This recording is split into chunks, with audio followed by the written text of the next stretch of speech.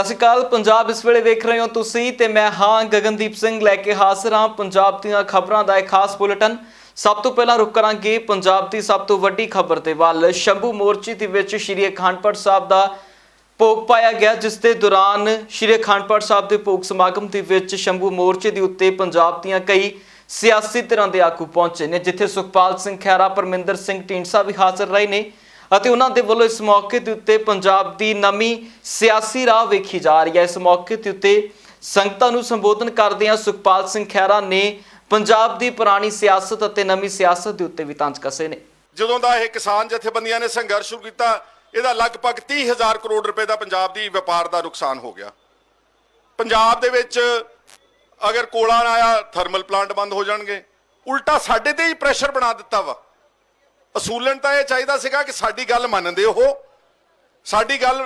ਔਰ ਮੈਂ ਸਮਝਦਾ ਕਿ ਕਿਸਾਨ ਜਥੇਬੰਦੀਆਂ ਵੀ ਬਹੁਤ ਅੱਛੀਆਂ ਨੇਕ ਨੀਅਤ ਨੇ, ਪਰ ਆਪਾਂ ਜਿਹੜੀ ਅਸਲ ਜਿਹਦੇ ਲਈ ਆਪਾਂ ਅਰਸੇ ਤੋਂ ਲੜਦੇ ਤੁਰੇ ਆਉਨੇ ਆ ਕਿ ਸਾਡੇ ਭਾਅ ਠੀਕ ਨਹੀਂ ਮਿਲਦੇ, ਸਾਡੇ ਤੇ ਕਰਜ਼ਾ ਚੜ ਗਿਆ, ਸਾਡੇ ਘਰਾਂ ਦੇ ਵਿੱਚ ਆਤਮ ਹੱਤਿਆ ਹੋ ਗਈਆਂ, ਆਪਾਂ ਉਹ ਗੱਲ ਛੱਡ ਕੇ ਅਸੀਂ MSP ਤੇ ਆ ਕੇ ਖੜ ਗਏ ਸਾਰੇ ਜਾਣੇ। ਜਦ ਕਿ ਮੈਂ ਜੇ ਇਕੱਲੇ ਕਿਸਾਨਾਂ ਦੀ ਗੱਲ ਕਰਾਂ ਤਾਂ ਮੈਂ ਸਮਝਦਾ ਕਿ ਅੱਜ ਸਵਾਮੀਨਾਥਨ ਕਮੇਟੀ, ਚਲੋ ਮੰਨ ਲਓ ਆਪਾਂ ਇਸ ਸਿਸਟਮ ਦੇ ਵਿੱਚ ਰਹਿੰਦੇ, ਜਿੰਨੀ ਦੇਰ ਆਪਾਂ ਇਸ ਦੇਸ਼ ਦੀ ਜਮਹੂਰੀ ਪ੍ਰਣਾਲੀ ਦੇ ਵਿੱਚ ਆ, ਉਨੀ ਦੇਰ ਵਿੱਚ ਜੋ ਆਪਾਂ ਇਹਨਾਂ ਤੋਂ ਲੈ ਸਕਦੇ ਆ ਉਹ ਤਾਂ ਘੱਟੋ ਘੱਟ ਸਾਨੂੰ ਮੰਗਣਾ ਚਾਹੀਦਾ ਸੀਗਾ।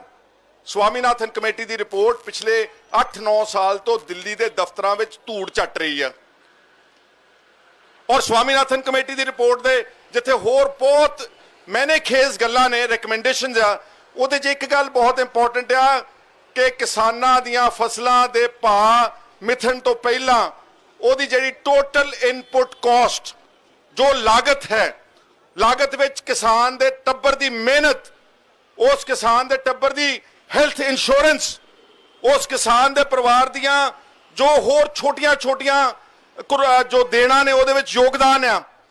ਬਾਕੀ ਜੋ ਡੀਜ਼ਲ ਦੀ ਕੀਮਤ ਵੱਧ ਗਈ, ਜੋ ਲੇਬਰ ਵੱਧ ਗਈ, ਜੋ ਫਲਾਹ ਹੋ ਗਿਆ, ਖਾਦ ਦੀ ਵੱਧ ਗਈ ਵਗੈਰਾ ਵਗੈਰਾ ਵਗੈਰਾ, ਉਹ ਸਾਰੀ ਕੀਮਤ ਜਿਹੜੀ ਆ ਉਹਨੂੰ ਕੈਲਕੂਲੇਟ ਕਰਨ ਤੋਂ ਬਾਅਦ 1.5 ਗੁਣਾ ਮਿਨੀਮਮ ਸਪੋਰਟ ਪ੍ਰਾਈਸ ਮਿਲਣੀ ਚਾਹੀਦੀ ਹੈ।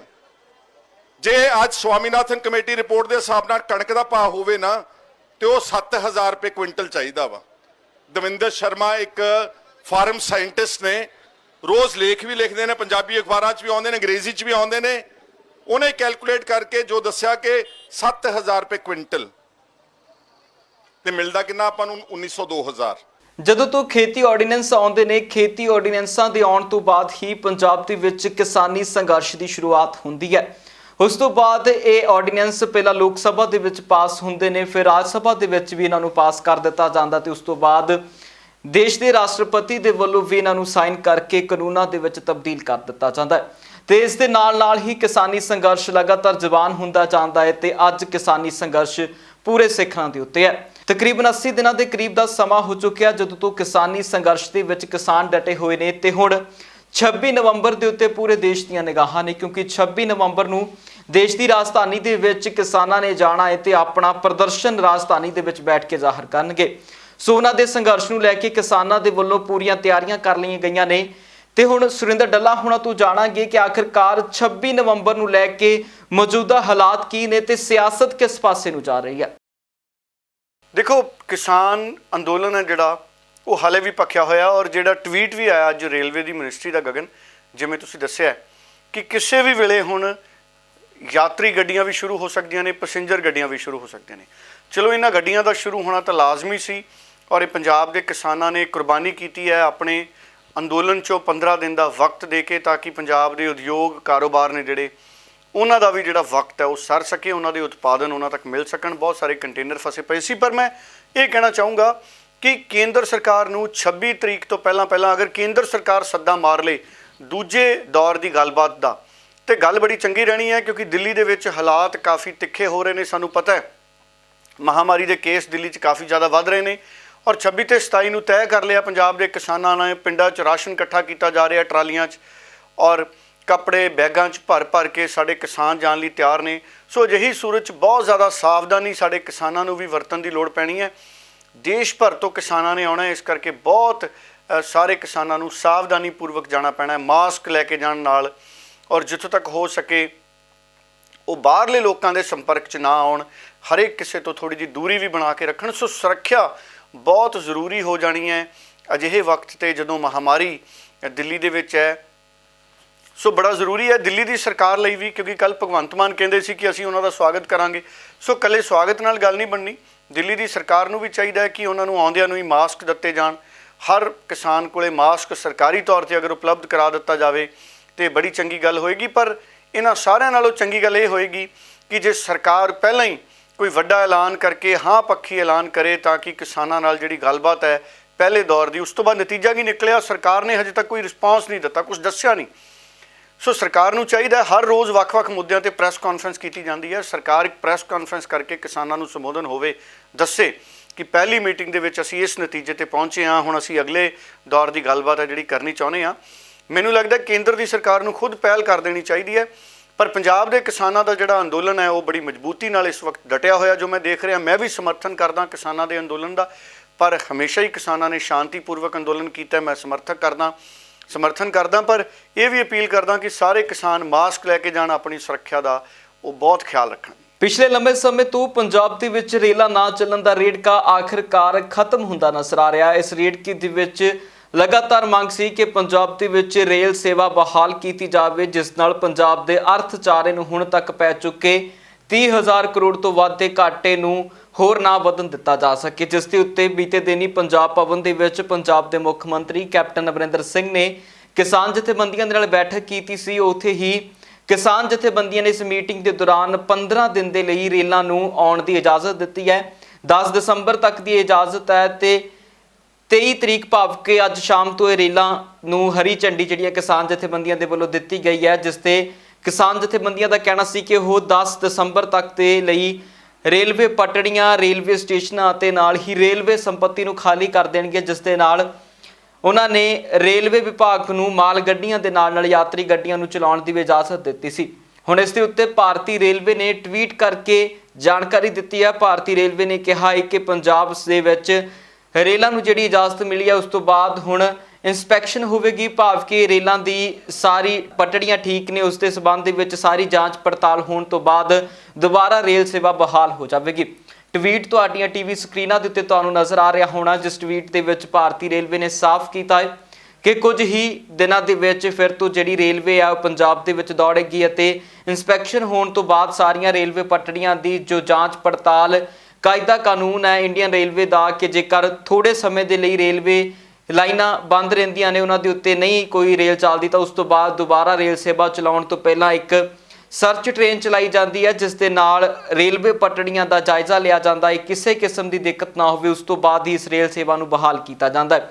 ਸੋ ਹੁਣ ਅਜਿਹੀ ਕਾਰਵਾਈ ਰੇਲਵੇ ਵਿਭਾਗ ਦੇ ਵੱਲੋਂ ਕੀਤੀ ਜਾਣੀ ਹੈ। ਪੰਜਾਬ ਦੀ ਰੇਲ ਸੇਵਾ ਬਹਾਲ ਕਰਨ ਤੋਂ ਪਹਿਲਾਂ ਇੱਕ ਸਰਚ ਟ੍ਰੇਨ ਚੱਲੇਗੀ ਜੋ ਸਾਰੀਆਂ ਰੇਲਵੇ ਪਟੜੀਆਂ ਦੀ ਇੰਸਪੈਕਸ਼ਨ ਕਰਨ ਤੋਂ ਬਾਅਦ ਦੁਬਾਰਾ ਪੰਜਾਬ ਦੇ ਵਿੱਚ ਰੇਲਾਂ ਨੂੰ ਚੱਲਣ ਦੀ ਇਜਾਜ਼ਤ ਮਿਲੇਗੀ। ਮਸ਼ਹੂਰ ਹਾਸਰਸ ਕਲਾਕਾਰ ਭਾਰਤੀ ਸਿੰਘ ਦੇ ਉੱਤੇ ਬੀਤੇ ਦਿਨੀ ਨਸ਼ੇ ਦੇ ਸੇਵਨ ਕਰਨ ਦੇ ਆਰੋਪ ਲੱਗੇ ਸੀ, ਜਿਸ ਤੋਂ ਬਾਅਦ ਉਸ ਨੂੰ ਪੁੱਛਗਿੱਛ ਦੇ ਲਈ ਹਿਰਾਸਤ ਦੇ ਵਿੱਚ ਲਿਆ ਗਿਆ ਹੈ। ਪੁੱਛਗਿੱਛ NCB ਭਾਵ ਕਿ ਨਾਰਕੋਟਿਕਸ ਸੈਂਟਰਲ ਬਿਊਰੋ ਦੇ ਵੱਲੋਂ ਕੀਤੀ ਗਈ, ਜਿਸ 15 ਘੰਟੇ ਦੀ ਪੁੱਛ ਪੜਤਾਲ ਤੋਂ ਬਾਅਦ ਉਸ ਨੂੰ ਜੁਡੀਸ਼ੀਅਲ ਹਿਰਾਸਤ ਦੇ ਵਿੱਚ ਵੀ ਭੇਜਿਆ ਗਿਆ। ਉਧਰ ਜੇਕਰ ਪੰਜਾਬ ਦੇ ਵਿੱਚ ਮੌਜੂਦ ਉਸਦੇ ਗਵਾਂਢੀਆਂ ਦੀ ਗੱਲ ਕਰੀਏ ਤਾਂ ਹੁਣ ਭਾਰਤੀ ਸਿੰਘ ਦੇ ਹੱਕ ਦੇ ਵਿੱਚ ਖੜੇ ਨਜ਼ਰ ਆ ਰਹੇ। ਉਹਨਾਂ ਦੇ ਗਵਾਂਢੀਆਂ ਦਾ ਕਹਿਣਾ ਹੈ ਕਿ ਭਾਰਤੀ ਸਿੰਘ ਅਜਿਹਾ ਕਦੇ ਵੀ ਕੁਝ ਨਹੀਂ ਕਰ ਸਕਦੀ। ਕੀ ਕੁਝ ਕਹਿਣਾ ਉਹਨਾਂ ਦੇ ਗਵਾਂਢੀਆਂ ਦਾ ਉਹ ਸੁਣਦੇ ਆ। ਨਹੀਂ, ਅਸੀਂ ਇਹ ਭਾਰਤੀ ਦਾ ਘਰ ਜਿਹੜਾ ਸੀ, ਘਰ ਵੀ ਅਸੀਂ ਦਵਾਇਆ ਸੀ ਉਹਨੂੰ, ਤੇ ਛੋਟੀ ਉਮਰੇ ਇਹਦਾ ਫਾਦਰ ਦੀ ਡੈਥ ਹੋ ਗਈ ਸੀ ਤੇ ਇਹਦੀ ਮਾਂ ਨੇ ਲੋਕਾਂ ਦੇ ਘਰਾਂ 'ਚ ਕੰਮ ਕਰਕੇ ਵਿਚਾਰੀ ਨੇ ਗੁਜ਼ਾਰਾ ਕੀਤਾ। ਇਹ ਦੋ ਭੈਣਾਂ ਸੀਗੀਆਂ, ਇੱਕ ਵੀ ਇਹਦੀ ਭੈਣ ਵਿਆਹੀ ਸੀ। ਜਦੋਂ ਫਿਰ ਇਹਦਾ ਹਾਲ ਪਿਓ ਮਰ ਗਿਆ, ਫਿਰ ਉਹਦੀ ਭੈਣ, ਉਹਦੇ ਘਰ ਵਾਲਿਆਂ ਨੇ ਵੀ ਉਹਦੀ ਭੈਣ ਨੂੰ ਹੀ ਛੱਡਤਾ। ਫਿਰ ਇਹ ਮਤਲਬ ਬਰਾੜ ਸਾਹਿਬ ਸੀਗੇ ਪੰਜਾਬ ਨਾਟਸ਼ਾਲਾ ਵਾਲੇ, ਉਹ ਫਿਰ ਕੁੜੀ ਨੇ BSc ਮੇਰੀ ਲੜਕੀ ਦੇ ਨਾਲ ਹੀ ਕੀਤੀ ਸੀਗੀ, ਜ਼ੋਰਾਵਰਨਾ, ਉਹ ਵੀ ਬੰਬੇ ਰਹਿੰਦੀ ਹੈ। ਉੱਥੇ ਇਹਨੇ BB DAV ਕਾਲਜ ਉੱਥੋਂ ਇਹਨੇ ਡਿਗਰੀ ਕੀਤੀ ਸੀ ਤੇ ਨਾਲ ਹੀ ਉੱਥੇ ਮੁੜ ਕੇ ਫਿਰ ਬਰਾੜ ਸਾਹਿਬ ਜਿਹੜੇ ਨਾਲ ਪੰਜਾਬ ਨਾਟਸ਼ਾਲਾ ਵਾਲੇ, ਉਹਨਾਂ ਨੇ ਫਿਰ ਆਪਣੇ ਕੰਮ ਦੇ ਉੱਤੇ ਲਾ ਲਈ ਤੇ ਇਹਨੂੰ 5000 ਮਹੀਨਾ ਦੀ ਤਨਖਾਹ ਬਣਦੀ। ਫਿਰ ਉਹ 5000 ਨਾਲ ਗੁਜ਼ਾਰਾ ਆਪਣਾ ਘਰ ਦਾ ਕਰਦੀ ਸੀ, ਆਪਣਾ ਆਉਣ ਜਾਂਦਾ ਸਾਰੀ ਗੱਲ ਚੱਲਦੀ ਸੀ। ਤੇ ਉੱਥੇ ਇੱਥੋਂ ਹੀ ਇਸ ਘਰ ਤੋਂ ਸ਼ੁਰੂ ਕੀਤਾ ਸੀ ਤੇ ਮੁੜ ਕੇ ਫਿਰ ਜਦੋਂ ਬੰਬੇ ਚਲੀ ਗਈ, ਫਿਰ ਉਹ ਘਰ ਆਪਣਾ ਵੇਚ ਗਈ ਸੀ ਤੇ ਫਿਰ ਭਰਾ ਉਹਦਾ ਇੱਥੇ ਰਹਿੰਦਾ, ਭੈਣ ਨੂੰ ਆਪਣੇ ਨਾਲ ਲੈ ਗਈ, ਆਪਣੀ ਮਾਂ ਨੂੰ ਨਾਲ ਲੈ ਗਈ ਤੇ ਬੜੇ ਛੋਟੇ ਪੱਧਰ ਤੋਂ ਨੇ ਆਪਣਾ ਜ਼ਿੰਦਗੀ ਕੈਰੀਅਰ ਸ਼ੁਰੂ ਕੀਤਾ ਤੇ ਬੜੀ ਉੱਚੀਆਂ ਹਵਾਵਾਂ 'ਤੇ ਪਹੁੰਚ ਗਈ। ਅੱਜ ਜਿਹੜਾ ਅਸੀਂ ਅਖਬਾਰ ਦੇ ਵਿੱਚ ਸੁਣਿਆ ਪੜ੍ਹਿਆ ਵੀ ਉੱਥੇ ਗਾਂਜਾ ਪੈ ਗਿਆ, ਸਾਨੂੰ ਇਹ ਲੱਗਦਾ ਵੀ ਉਹ ਗਾਂਜੇ ਵਾਲੀ ਗੱਲ ਕੋਈ ਨਹੀਂ, ਕਿਸੇ ਨੇ ਕੋਈ ਬੰਦਾ ਬਰਦਾਸ਼ਤ ਨਹੀਂ ਕਰਦਾ। ਜਿਵੇਂ ਉਹਦੀ ਲਾਈਨ ਕੀ ਹੈ ਵੀ ਲਾਈਨ 'ਚ ਬੰਦੇ ਕੋਈ ਚੰਗੇ ਮਾੜੇ ਹੁੰਦੇ ਆ ਜਾਂ ਕੋਈ ਮੰਨਦਾ, ਇਹਨੂੰ ਕਿਸੇ ਜਾਣ ਬੁੱਝ ਕੇ ਕਿਸੇ ਚਾਲ 'ਚ ਫਸਾਇਆ ਗਿਆ। ਬੀਤੇ ਕਰੀਬ 2 ਮਹੀਨਿਆਂ ਤੋਂ ਚੱਲ ਰਹੇ ਕਿਸਾਨੀ ਅੰਦੋਲਨ ਨੂੰ ਲਗਾਤਾਰ ਵੱਖ-ਵੱਖ ਜਥੇਬੰਦੀਆਂ ਦਾ ਸਮਰਥਨ ਮਿਲਦਾ ਜਾ ਰਿਹਾ ਹੈ, ਜਿਸ ਦੇ ਨਾਲ ਇਹ ਸੰਘਰਸ਼ ਹੋਰ ਵੀ ਜਵਾਨ ਹੁੰਦਾ ਜਾ ਰਿਹਾ ਹੈ।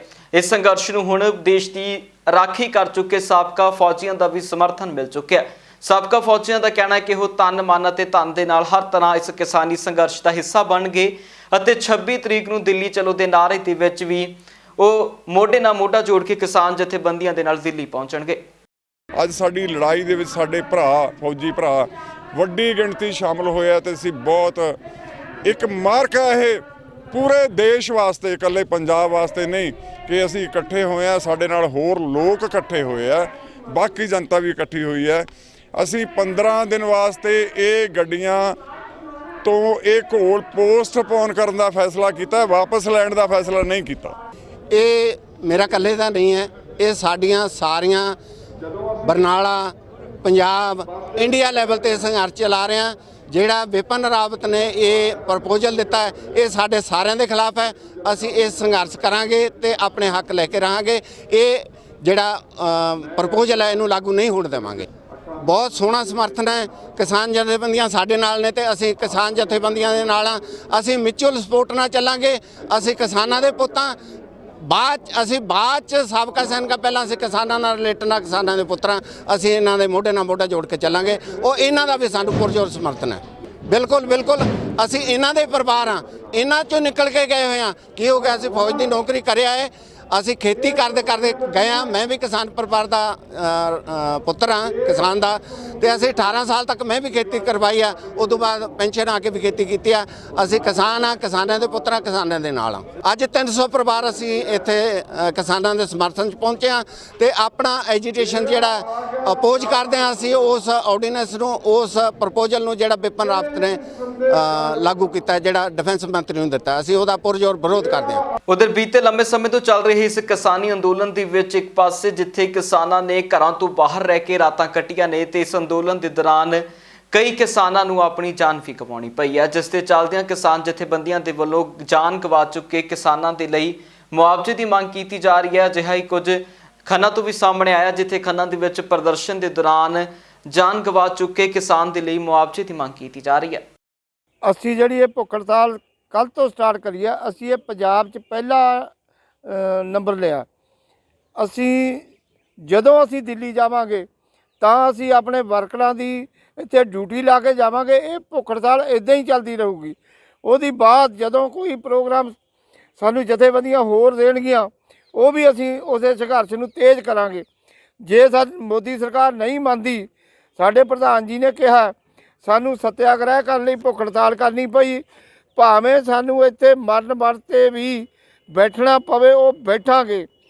ਭਾਵੇਂ ਕੋਈ ਵੀ ਸਾਨੂੰ ਕਿਸੇ ਕਿਸਮ ਦੀ ਜੈਤੋਂ ਦੇ ਮੋਰਚੇ ਮੰਗ ਜਾਂ ਪੰਜਾ ਸਾਹਿਬ ਮੰਗ ਕੁਰਬਾਨੀ ਦੇਣੀ ਪਵੇ, ਉਹ ਵੀ ਅਸੀਂ ਦੇਵਾਂਗੇ। ਪਰ ਅਸੀਂ ਬਿੱਲ ਵਾਪਸ ਕਰਾ ਕੇ ਹਟਾਂਗੇ।